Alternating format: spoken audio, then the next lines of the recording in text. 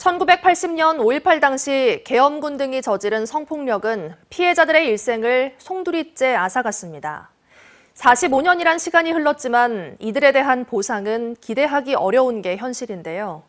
피해자가 직접 피해 사실을 입증해야 해서 어렵게 나서서 당시의 끔찍한 상황을 증언하더라도 지금의 관련법 기준으로는 보상받기가 쉽지 않기 때문입니다. 보도에 김초롱 기자입니다.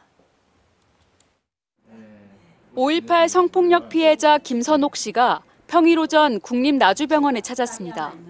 김 씨는 의사 앞에서 힘겹게 이야기를 꺼냅니다. 울었어요, 통곡을 하고.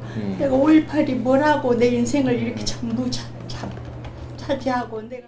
5.18 당시 민주화 운동을 하다 잡혀 수사관에게 성폭력을 당한 일과 이후 수십 년간 겪어온 고통을 1시간 가까이 증언합니다. 5.18 관련자로 인정은 됐지만 보상을 위해 피해 정도를 평가받아야 하는 겁니다. 5.18 진상조사위원회의 수차례 조사에 이어 국회에서 공개적인 증언대회까지 열었지만 또다시 당시 기억을 끄집어내야 하는 상황은 버겁기만 합니다.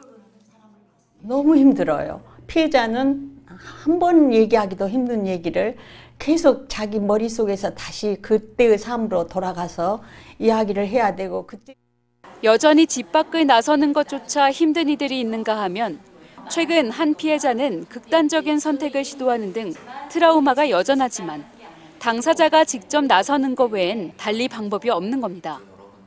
문제는 어렵게 증언한다 해도 제대로 된 보상은 힘들다는 점입니다. 5.18 보상 기준을 보면 신체 장애 등급이 1급부터 14급까지 나뉘는데 주로 팔이나 다리, 얼굴 등의 신체적 장애를 명시하고 있습니다. 성폭력 직후에 신체적 정신적 피해 등과 이후 학업이나 생업을 포기한 경우, 아이를 유산하거나 결혼 생활에서 어려움을 겪은 경우 등은 보상받을 길이 없습니다. 신체적으로 뭔가 상해가 남아있는 것도 아니고 정신적으로 힘들다 하여도 신경정신과에 방문하거나 가지 못했던 분들도 많으시고 그때 당시 피해라는 것을 지금에 와서 무언가를 소상하게 얘기하는 그 담화 방식의 진료를 통해 가지고 등급을 심사하는 것이 성폭력을 제대로 반영한 5.18 관련법 개정안의 국회 통과와 이에 따른 시행령 마련이 시급한 이유입니다. 8차 5.18 보상에는 1,979건이 접수됐고 이 중 성폭력 관련 건수는 29건입니다. MBC 뉴스 김초롱입니다. 언제 어디서나 내 손 안의 뉴스. 광주 MBC 뉴스 유튜브 구독으로 함께하세요.